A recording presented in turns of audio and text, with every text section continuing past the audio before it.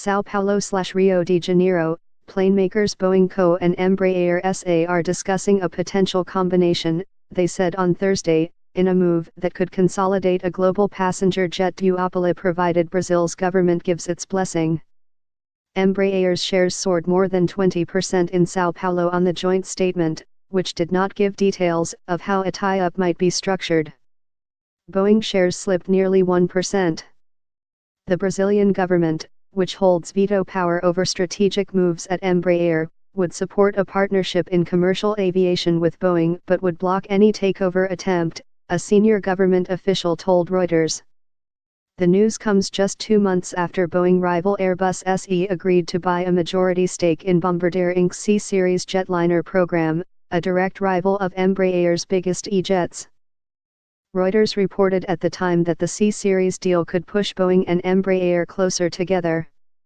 For decades, Canada's Bombardier and Embraer have faced off in the 70 to 100-seat regional jet segment just below the radar of Airbus and Boeing's larger commercial jetline UPS, but the C-Series alliance may have tipped that delicate balance. Boeing has approached Embraer about a deal twice before, more than a decade ago, but was rebuffed due to the government's veto, according to a person with knowledge of the matter. Embraer's market capitalization at the end of Thursday's trading was $4.5 billion. Any tie-up involving Embraer requires approval by the Brazilian government, which holds a golden share in the planemaker, a formerly state-run company fully privatized in 2006. Brazil's President Michel Temer took office last year with a market-friendly agenda focused on privatizing state utilities and reducing political influence in state firms such as oil company Petróleo Brasileiro S.A.